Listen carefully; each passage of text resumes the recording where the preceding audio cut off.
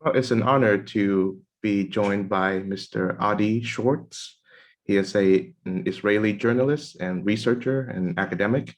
And together with Einat Wilf, he authored the book, The War of Return, How Western Indulgence of the Palestinian Dream Obstructed the Path to Peace. Shalom, Adi. How are you doing? Hi, thanks for having me. Yeah, thank you for being on the show, and thank you to the aforementioned Einat Wilf for introducing the two of us. So Yes.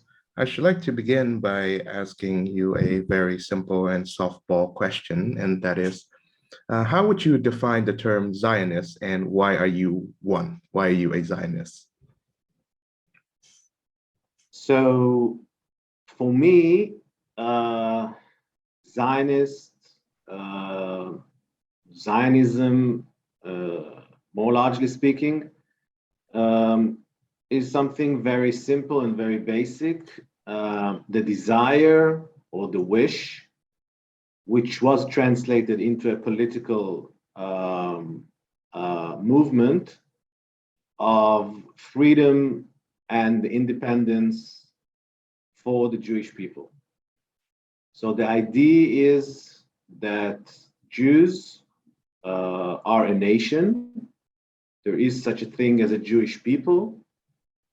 And as such, they are entitled, like any other people on earth, under the principle of self determination, to have their own national home, nation state, and the outcome, of course, is the state of Israel. And I strongly believe that Jews, just like the French, just like the Italian, just like the Vietnamese, I assume, Mhm.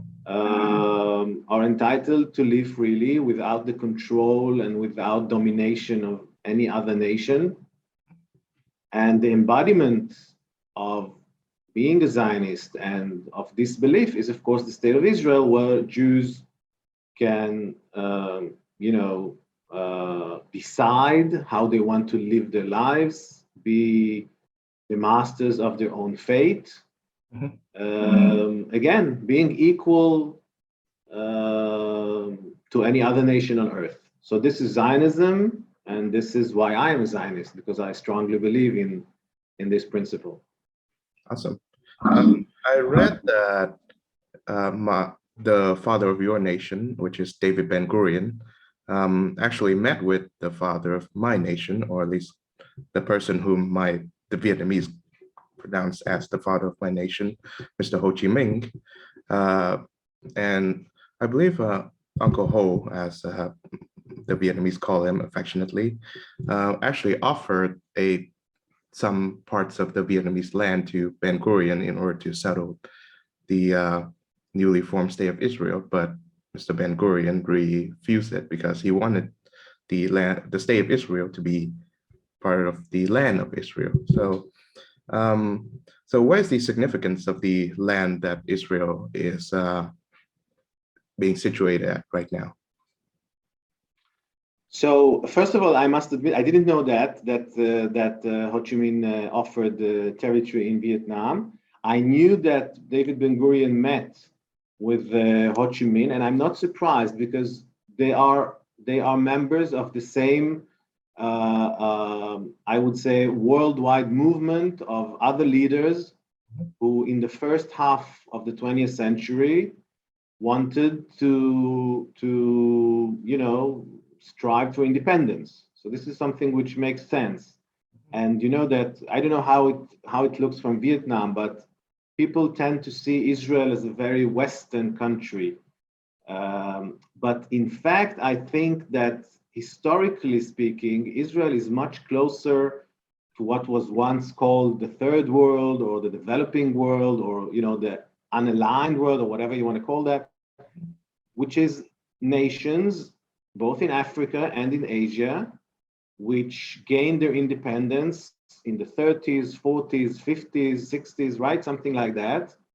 And in that sense, the history of Israel is a history of decolonization, is the history of a people, a small people, gaining independence from Western dominance. So I think there is, because Israel today seems to be in such a good, relationship with the United States, for example, et cetera, et cetera. It seems like part of the Western world, but I think that historically Israel is should be understood not as part of the Western world, but part of the world that was liberated from the Western world, if you understand what I'm saying. So Yes, this sir. is one thing. Regarding the issue of the land, of the territory. So basically, if you look back some 3,000 years, then this area, whatever you want to call it, Israel, the Holy Land, this is an area which was controlled by many empires, the Roman Empire, later the Arabs, the Muslims. This is where, for something like 1,000 years, I'm speaking from the days of David and Solomon, to something like the days of Jesus, let's say, or the days of the Second Temple, there was an Israelite kingdom in all sorts of territory. You can look at the maps and see that they weren't always at the same borders, but you can't ignore the fact that for something like 1,000 years, from 1,000 before the Christian era to zero, more or less, there was a presence here of an Israeli kingdom. They spoke Hebrew. This is when the Jewish faith was basically established. And as you know, the Jewish faith was the mother or the father of the Christian faith and later on of the Muslim faith. Yes. So the Jews have a very strong, this is where the Jewish nation or the Israelite nation was born, right? This is where, this is the home, this is our homeland. So it is only natural that a Jewish modern nation would find its place and its new sovereignty in its ancestral homeland. So basically, it's going back home. It's coming back home for us, for the Jews. I know it's a very unique situation in the history of mankind. I'm not sure that there's a lot of examples of a nation which was scattered for so many years and then had the chance to regain independence. The only example I can think of perhaps is the Armenian people, which had an ancestral homeland and then was scattered. And again, it's not the same, but basically this is the reason why the land of Israel is so important and central to Jews, to the Jewish movement, and to the modern state of Israel. I understand. So I know that as Vietnamese, most of us may not know much about the Zionist story and the Zionist triumph, but I know that we have a lot of business and finance and marketing students, and all of them at some point or another come across the book Startup Nation by Dan Senor and Saul Singer. That book has a Vietnamese translation, and it is widely popular amongst those who are in business and finance. And I'm not so sure about how, the conflation that Vietnamese have with the Jewish state being a Western state, but I know that Israel has a strong and friendly relationship with Western nations mostly, but not their immediate neighbors, the Arabs, and they know of the conflict between Israel and Palestine, but they don't really seem to really lean towards one side or the other, because in Vietnam, our government recognizes both the state of Israel and the state of Palestine, which brings us to the book that you and Einat co-wrote. I have here the English translation, which I believe the original was in modern Hebrew. So how did you come to meet Einat, and how did you two decide that this book is necessary to be written and published? Well, I think that for many years, both Einat and myself, in separate ways, we didn't know each other until a decade ago when we started working on the book. our relationship, Israel's relationship with our neighbors is, of course, a major factor of our lives, in our lives. The fact that most of our neighbors, in some way or another, find it very difficult to recognize the Jewish state, the nation state of the Jewish people, has major implications on our lives. You must understand that, for example, Israel needs to have a very strong army in order to defend our borders and our lives, which means that each and every one of us, males and females, must go to the army for 3 years or 2 years. We spend as a state an enormous sum of money on buying airplanes and missiles and whatever you want, tanks, there's a lot of energy going into this whole conflict with our neighbors. We pay a very heavy price. People are being killed and wounded by the day. Just yesterday, there was a terror attack in Jerusalem. I'm not even sure that most of the international media covers it each day because there's so many incidents, stabbings, and so what I'm trying to say is that living in Israel next to neighbors which are much bigger than us. If you look at the state of Israel, it's about, let's say, more or less 10 million people. We're surrounded by something like 300 million Arabs in the near vicinity and more than 1 billion Muslims around the Middle East and Asia, of course. So we're a small nation fighting for our lives in a very tough neighborhood. You know that Syria, what's going on, Lebanon, Iraq, Iran, of course, is a major factor of instability. Yes. So for us, peace, living in peace with our neighbors could make our lives much easier. You understand? Yes. If we didn't need to spend 20, 30, 40% of our budget on ammunition and having a strong army, and instead we could invest that money in improving our quality of life, each and every citizen of Israel would have been very happy. So the quest for peace, I think, in this country is a very strong desire. You understand? Simply because it's a matter of having a better quality of life. And then the question is, why don't we have peace? What's the root problem? What's the cause of this conflict? Why are we in conflict with the Palestinians and with Lebanon, Hezbollah, Syria, Iran? Each one of these actors is a little bit different, right? But this is a question that hangs over our heads constantly.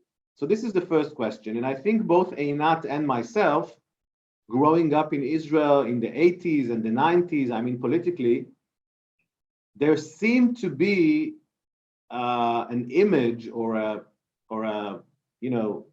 understanding or position that the problem is that the Palestinians want to have their independence. So a few million Palestinians live in what's been called in the international media as the West Bank, and the Gaza Strip. And these people are under Israeli control since the 1967 Six-Day War. And all they want to do is to have their own state, and this makes sense, right? You asked me, what does it mean for you to be a Zionist? I told you, to be a Zionist means to be free and independent. So of course, that when the Palestinians tell me that they only want to have their own freedom and independence, I can't be, I can't ignore it. And this is the reason why I said, okay, you know what? That seems reasonable. We have a piece of land.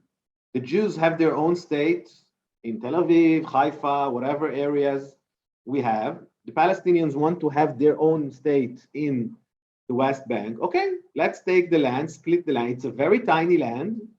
It's one of the smallest countries on earth, but if this is what we need to have peace and to end this conflict, and to be able to raise our children in a much peaceful atmosphere, of course, I think that this is something that's worth doing. So this was the reason, and this was the understanding of the entire what's been called in Israel the peace camp, okay? That we can reach some kind of a territorial partition of the land, territorial agreement, and there would be one Jewish state next to one Palestinian state, one nation state for the Jews, one nation state for the Palestinians. Mhm. This was the rationale of a few peace proposals in the last 30 years by such people as Prime Minister Ehud Barak, and later on President Bill Clinton and Ehud Olmert and other people who proposed, okay, guys, you say that you want to have your own state, let's do it. You will have your own state in the West Bank. You will have your own capital in East Jerusalem. We will divide Jerusalem, which was the ancient capital of the Jewish people since the days of King Solomon. But we understand that today there's a lot of Muslim interest in this city, so we will divide the control over Jerusalem. There will be half Israeli control or Jewish control, and there would be half Arab control. Okay, let's finish the business. And then the Palestinians didn't say yes. The Palestinians didn't take this offer. And we were very surprised. This is the moment where both it's not a moment, it's a process, right? But this was the moment when we told ourselves what's going on. We were told for so many years and decades that the Palestinians only want to have their freedom. And this is, again, no problem for me. If you want to be free, by all means, I can't tell you that you're not entitled to be free. But then they said no. Everything they said for so many years that they are interested in, which is being independent, which is having their own state, which is not having to, live under Israeli control or the Israeli army, they were offered, they were suggested, and they didn't take it. So what's the logical outcome? What should a reasonable man conclude? That they probably want something else. That despite saying for so many years that this is exactly what they want, only want to have their own state, actually they want something else. And this is the moment when we started researching more and reading more and going deeper, reading what they tell their own people in Arabic, etc., etc. This is the process of research of many years. We understood that, unfortunately for us, I think this is a sad fact. This is not something which I was happy to discover. Unfortunately, the Palestinians are not interested in living side by side next to Israel, but still to control the entire land. Now, I don't know how familiar your listeners and viewers are with the map, but if you call it the Holy Land or the entire land of Israel, you can say more or less generally is divided by an area which is something like 80% Jews, and there's the area which is the West Bank, which is perhaps 80% Palestinians, let's say. Mm-hmm. Now, it would be reasonable to partition the land, right, into two homogeneous states. But as I said, what the Palestinians are interested in is still to control the entire land. They view the entire land as their own. They view the creation of the state of Israel in 1948 as a grave injustice. Mm-hmm. So it's like a all or nothing way of thinking. So they say, no, we will not take part of the land. We are interested in all of the land. We are only interested in everything, and therefore we're not going to compromise and to get only half or only part of what we see as our own. So this is the reason why we started writing about it, because we understood that even we were wrong. We interpreted wrongly what the Palestinians wanted, and we wanted to share with everybody else our understandings. And you know, if the Palestinians are interested in different things, you must adjust your policy, your reactions towards them, and be prepared to change course. If you're just going to repeat again and again and again, you know, they talk about the peace process, but if you're going to repeat again and again peace proposals while the Palestinians are not even interested in that, you're going to have a failure. You know, it's like Albert Einstein is known to say that the definition of lunacy is to do again and again the same thing and fail. So you must do something else. And if you understand that the Palestinians are interested in something else, then you have to change your policies. I see. Um, so, which brings us, of course, to the right of return that the Palestinians are claiming and alleging. I believe that of course, you you place the timeline, the start of the dispute at 1967, but as of right now, I find that there are two narratives to the year 1948 and 9, the year that Israel was founded. So here's my reading of the facts of it. As an outsider, non-Arab, non-Jew. So there was a plan to partition the land to the Jews and the Arabs that was established by the United Nations. The Jews said yes, the Arabs said no, and they launched a war against the nascent Jewish state, which took place in 1948, 1949.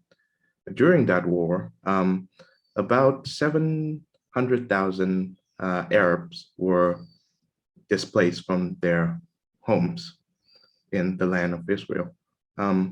So if the way I hear it from the Israelis, they would say that, well, most of them voluntarily left because they didn't want to be subjected to Jewish laws, I guess, or the others are instructed by their local Arab leaders to leave. But if I hear it from the Palestinians or the Arabs, well, they have a name for it, right? The Nakba, which is, they would say that these people, these 700,000 of them, as well as their descendants, were forced out of their lands. So I wonder, is there truth to both of these narratives, or is one of them more closer to the facts than the other? Okay, so what we know today is that it's a mix of everything you said. Oh. And it's only natural. So when the war started, some people, probably they were those who were richer and had more resources, simply didn't want to stay in a war zone. So they left the area. Sometimes they had other houses, you know, residencies in Beirut or outside in Lebanon, Syria, or other places, and they simply left from their own will. Other people, when the war really, you know, were very close to their houses and homes, and they felt very insecure and fearing for their lives, they fled. And there were cases where the Israeli forces, when conquering new areas, couldn't leave behind the hostile population, and they expelled Arabs. So it's a mix of everything you said. But this is what's happening, or what happened in every war in history.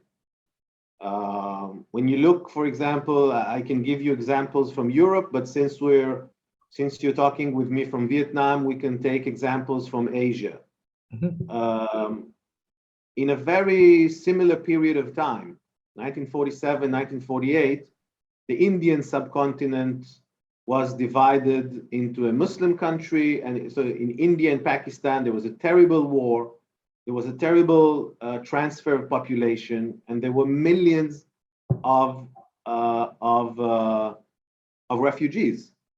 So Muslims who lived in current day India fled, were expelled, were fearing for their lives, whatever, everything you just said, fled to Pakistan because they felt more secure to be with their brother Muslims, right? And Hindus who lived for many years in current day Pakistan fled Pakistan to what's today India. If you look a few years later to what happened in Korea, there was a huge war in the beginning of the 50s, right? Almost a world war. And there were millions of refugees fleeing from current day North Korea to South Korea. Why? Why all these refugees were created? Again, the same reasons. People fled, people were expelled. So this is unfortunately what's happening in wars. In wars, you have dead, you have wounded, and you have displaced people.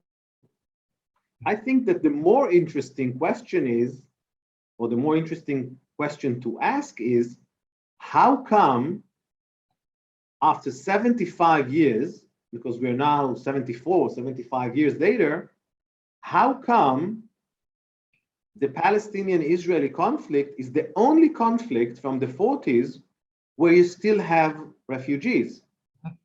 So today you have Palestinian refugees still saying that they want to return to Israel, but you don't have Pakistani refugees wanting to go back to India, and you don't have Indian refugees wanting to go back to Pakistan, and you don't have Korean and whatever, you know, et cetera, et cetera, et cetera. We can continue these again in the aftermath of the World War II in Europe. You have the same questions of Germans and Ukrainians and Polish people, Italian, you know, a lot of people which are became refugees and they don't go back anywhere. So the question is, what's the uniqueness of the Palestinian issue or the Palestinian-Israeli conflict? And as I hinted before, and here we are reaching the issue of the right of return and the connection to current day impasse in the negotiations, is that the Palestinians are adamant and they are not willing to compromise whatsoever that each and every one of the Palestinian refugees, and by now it's not the original refugees, it's their descendants, right? For the fourth of the fifth generations, the numbers are 6 million almost. They are adamant that each and every one of them have the legal right, and this is what they call the right of return, have the legal right to enter and to settle in Israel. Now, Israel is not China. We're not India. We're a very small nation. There are about 7 something, a little bit more, million Jews in Israel. And if you allow 6 million Palestinians to have the right to settle in Israel, you turn Israel from a Jewish state into an Arab state. So when you say the word right of return, which sounds perhaps nice, it's an international legal, which is actually it's not. There is no such legal right, but perhaps it sounds like a legalistic matter or a humanitarian matter. In fact, what you hide in it is the political will to destroy or to undo the state of Israel. And this is actually the crux of the matter. As I said before, the Palestinians still want to undo the state of Israel, the Jewish state, and the mechanism today is through a massive influx, a massive emigration or immigration, depending in which side of the border you're standing, of Palestinian refugees inside the state of Israel. So this is exactly why there wasn't a solution, you know. Pakistan had no reason, had no choice but to recognize India, and that's it. I mean, I'm not saying that they're very happy with each other. I'm not naive, but you know, both of them are recognized states. The Arab world, mostly, certainly the Palestinians, didn't come to terms with the outcome of the 1948 war. The 1948 war ended with the establishment of the state of Israel, just as you said. But for the Palestinians, and here I connect the term Nakba, it was a catastrophe. Mhm. Nakba in Arabic means a catastrophe. So for them, and this is another misunderstanding, the catastrophe is not the humanitarian catastrophe. It's not that many people were killed or wounded. The Mhm. catastrophe is a political fact that the state of Israel was born. Ah, For them, the establishment of the state of Israel is a huge injustice. You have to understand the worldview of the Palestinians that this entire area, this entire Middle East, should be under Arab and Muslim control. And the fact that the Jews control part of it, a very small part of it, if you know geography, you see that the state of Israel is less than 1% or even 1,000 of the entire area mhm. of the Middle East. But this is something which is unacceptable in Arab and Muslim view. The justice in Palestinian view, in Palestinian eyes, is that they control the area. There is no room for Jewish sovereignty. So you see exactly what lies at the heart of Zionism. Gaining independence for the Jews is exactly what the Palestinians can't come to terms with. You see, this is the heart, this is the root of the conflict. It's not about territory. It's not about how to divide the land and where to draw the borders. It's about having a Jewish state at all, you know? Even a very small part, as you said before, the Arabs rejected partition plans when the territory that was allotted to them was much bigger. If you look to the 1947 partition plan of the United Nations, the territory that was supposed to be an Arab state is much bigger than the West Bank. They rejected that. Why did they reject that? It certainly wasn't territorial issue because they had more territory. They rejected it because for them, in their eyes, it's all or nothing. You know, they should have 100%. And if no, they are not willing to to share the land with the Jews. So this is the reason why we still have a war. This is the reason why the conflict, etc., is the mechanism by which the Palestinians planned and wish to undo the state of Israel. I see. So as you've said, I understand that there's a component of anti-Semitism that the Palestinian side is harboring that prevents them from, well, for one, recognizing that the Israel state is here to stay, and that if they want refugees, if they want to the refugees to return, they should do it whenever in their own territories. That's what I've that's what Einat has indicated to me as well. And to add to your various examples of war refugees, a closer example at home is Vietnam, of course. After the end of our war, um, there was a lot of South Vietnamese refugees. Many of them landed and eventually became citizens in North American nations, North America, Canada, and even Austria. And uh, this is something that I've read also, is that some of them actually, no, I think it was the boat people from the north that landed in Israel, and Menachem Begin happily welcomed True. them in. So Yes. that's why there's a small population of Vietnamese in Israel. Yes, Um, it's a very famous case when Menachem Begin wanted or offered a certain number of Vietnamese people to come to Israel. yes, which is a great thing. It should be very much honored for it. Um, so let's go to the Western indulgence part of the book.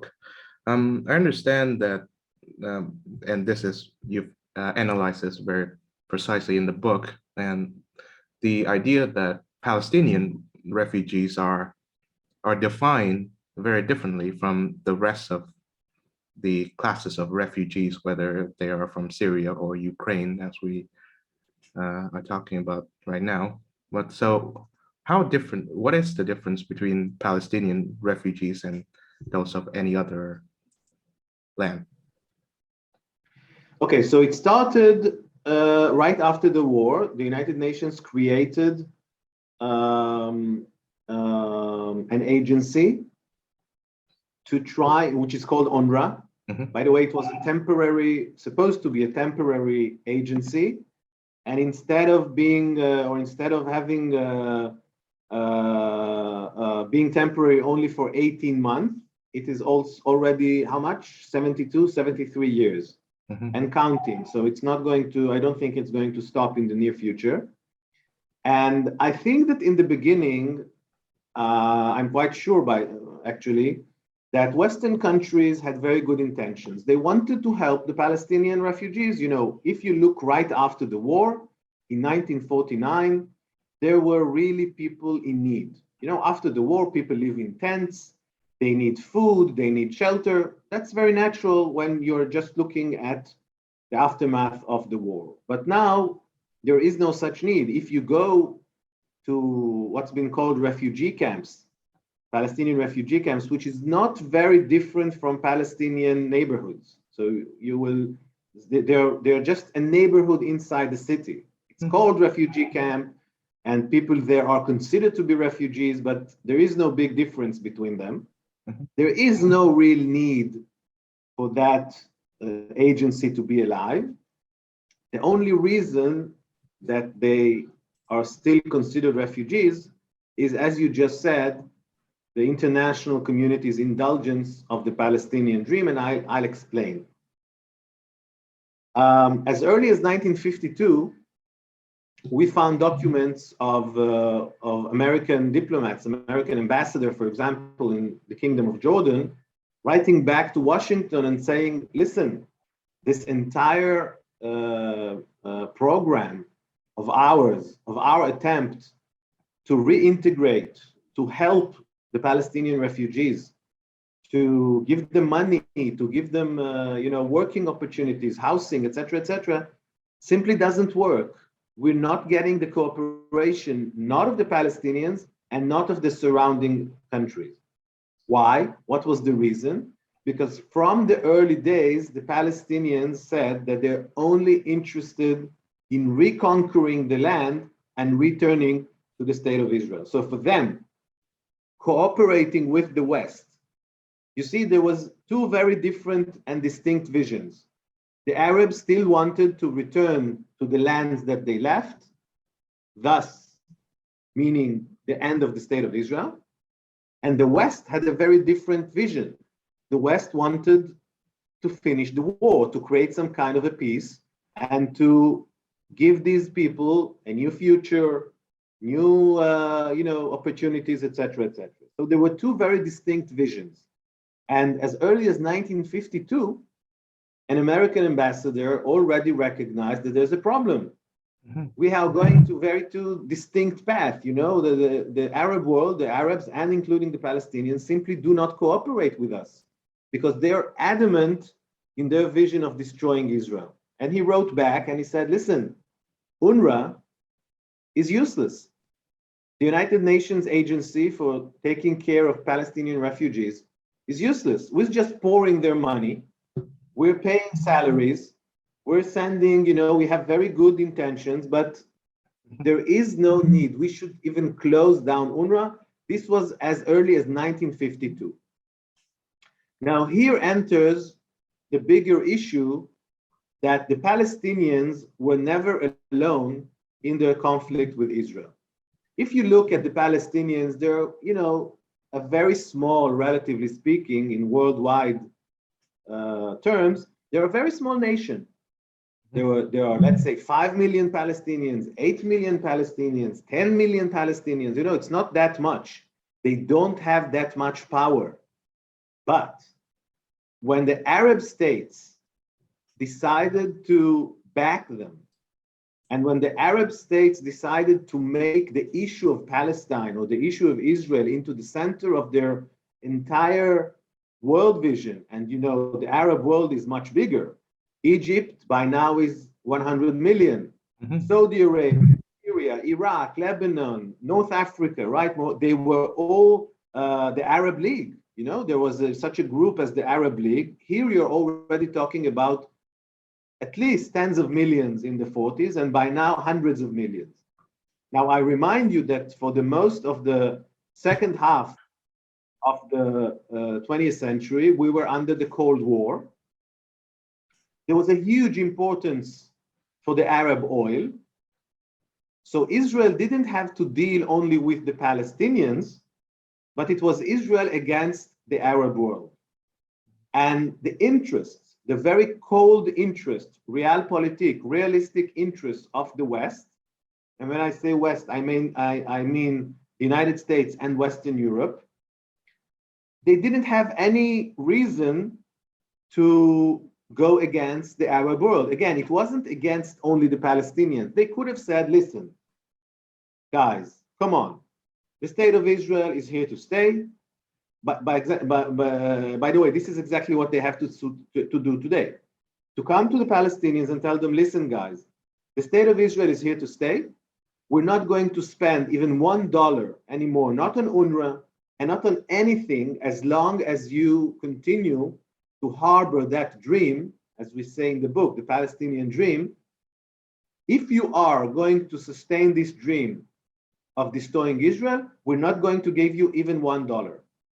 This is what they had to tell them from the beginning of the 50s. And this is, I think, would have made a very big difference. Why they didn't do it? And by the way, this is against their public position. The entire Western world says they're in favor of a two-state solution.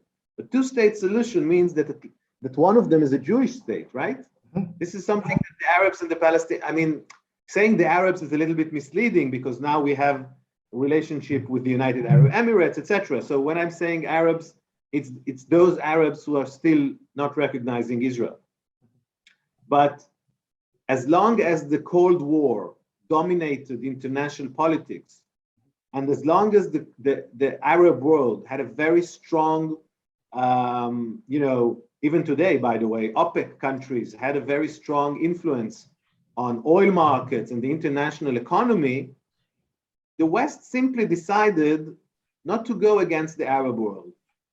They said, okay, you know what? There's UNRWA. We will live with it. We're not going to tell the Palestinians as it is. And this is for some reason, even though the Cold War has ended more than 30 years ago, and the Arab oil is still important, as we just saw that President Biden,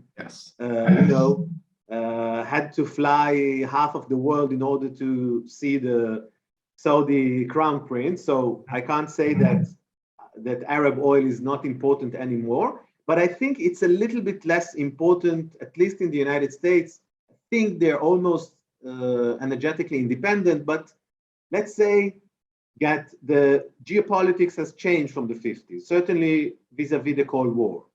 But the mentality is still the same mentality, that the Western world doesn't want to go against the Arab world, what they see as the Arab world, and keep on this sustaining and indulging this dream. Now, I just want to say something very important, because I think that today we are seeing changes, interestingly, not in the West, but in the Arab world. If you are familiar with recent developments, then Israel had in the last few years achieved peace agreements or normalization agreements with the United Arab Emirates. That's the Abraham. Yes, exactly, the Abraham Accords.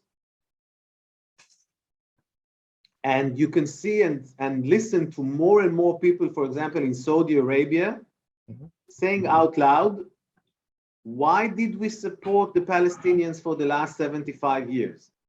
What did we get from them? We poured a lot of money. We invested a lot of energy, political energy, and the Palestinians are always saying no to everything they're suggested, right? They're always just refusing every offer. It's high time that we decided to change course. And this is very interesting, because if the Palestinians lose the backing of the major Arab countries in their quest to destroy the state of Israel, this is the beginning of the end of the conflict. Mhm. So I'm very optimistic in this sense. I'm more optimistic in these days about developments coming out from Arab countries than developments coming from Western Europe and the United States, because they are still living somewhere in the last century. They misunderstand the conflict. I think this is why we wrote the book in English, of course. We try to explain what is the conflict about. I think many people in the international community still think that the conflict is territorial, Mhm. and they don't understand that it's existential. They don't understand that the Palestinians still want the entirety of the land. Mhm. Arab countries know that because they were here from the beginning. From 1948, they understood exactly what was the Palestine question, what was the liberation of Palestine meant the end of Israel. So actually, I'm very optimistic about Saudi Arabia, UAE, Bahrain, other countries, and they start slowly questioning, asking themselves, what was this all about? Mhm. We fought Israel for 75 years. Israel is here to stay. Israel is quite a strong country, strong economy. We have much more to gain, you know, Mhm. from cooperation, technology, security, whatever you want to, you name it, cyber. There's a lot of things to do together, and we have much more to gain from cooperating with Israel than from sustaining the Palestinian dream, with no end and no benefit. Mhm. So this is something which is actually much more optimistic. I'm not sure I answered your question, but perhaps I was a little bit all over the place. So I hope you made it made some sense. Yes, it totally makes sense. And speaking of the language, I do hope that your book and your and Einat's will be translated into Vietnamese as well. And I do recommend it as the starting point for anyone who's curious about the Israeli-Palestinian conflict. So final question, since I understand that, I'm mindful of your time. Um, if you speak to the average Israeli, I presume that that's what you do every day, and that's not really what I do every day. Their greatest concern would, their tip-top priority would not really be the Palestinians, but of one very large country in the Middle East, Iran. Um, as of right now, I believe that the course that the Israeli foreign policy is taking is that you try to make nice with the surrounding Arab countries because they too are worried about Iran's influence, and you establish normal relations with them, and eventually enough the Palestinians will be left in a much more isolated state, and they will have no choice but to come to the negotiation table. And perhaps, if lucky enough, they give up their right of return fantasy of theirs. So, would you please elaborate the connection, perhaps, between the average Israeli concern for Iran and the international community's concern for the Palestinian problem? Are they are there some connections between them? Like, if yeah. Um, It's an interesting question. I think that the Palestinians and what to do with the Palestinians was a major concern in Israel in the 80s, 90s, and in the beginning of the 21st century. But today, it's not such a big concern because people simply understood that there is no partner. Mhm. So if just what I explained in the beginning, Israelis understand that we can offer them nothing to satisfy their will. We are not going to commit suicide. Mhm. They are still interested in destroying the state of Israel. So we have no other choice but to wait somehow until they change course. And I agree or this was part of the reason why Israeli diplomacy try to go around this problem and go and start establishing more normal relationship with other Arab countries, other what we call other moderate Arab countries. And I don't know if luckily or not luckily, this is where the issue with Iran goes into this equation, because as you mentioned rightly, the UAE, Saudi Arabia, the entire Gulf countries are very much afraid, I think perhaps as Israel or even more because they're closer, from Iran, not only from the nuclear program, of course from the nuclear program, but Iran is a very problematic player in the international community because it's not so much a status quo player. As you know, they're destabilizing many countries. They did that, or they're doing that in Iraq. They're doing it in Syria. They're doing it in Lebanon with Hezbollah. They did that in Yemen. They attack oil fields in Saudi Arabia and in the UAE. So they are very, by the way, they have made terrorist attacks in India, in Latin America. So they are very problematic. They're not a usual player in the international arena. And this is also, or this is one of the factors that made Israel get closer to other Arab Sunni countries. Now, I think that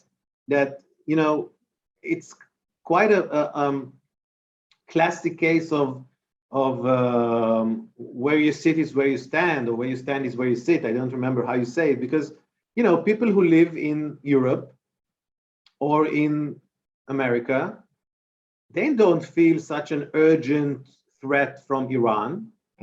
They are far away. Yeah. They don't care. For them, Iran is a market of 100 million people. I don't know if you remember that when the sanctions were lifted, all the Western companies such as BP and Renault and all the French, auto car manufacturing companies, they all rushed, of course, Russia. So they see Iran as a market, as an economic market of 100 million people. They don't see Iran as a threat. They see it less as a Shiite, clerical, very fundamentalistic regime, and more as an opportunity. So you see, there are differences, and this is why you see the ongoing negotiations to reach some kind of an agreement with them. Israel is much more afraid from Iran. Arab Sunni countries, which are their neighbors, are much more afraid from Iran. So this is the reason why you see such a gap between how the West sees the priorities of the West and the priorities of the State of Israel. So there's a Grand Canyon between those priorities, and this is the reason why I think that the West is more occupied with remnants of what means to be, what means to conduct good diplomacies, to solve the issue with the Palestinians, while ignoring the fact that they don't even understand the conflict well. How can they find the right solution if they don't understand the conflict as it is? Yeah, and with that being said, thank you very much, Adi Schwartz, for your time and invaluable insight. I hope that this conversation will foster an understanding between those who are not Israelis and Palestinians about what is happening in your country and the region. Again, thank you very much. Thank you for having me, and thank you for having me, and I also join your wishes for better understanding, and I would be very happy to have the book somehow translated into Vietnamese. It would be a great pleasure. Yeah, here's hoping. Shalom. Okay, bye-bye. Thank you.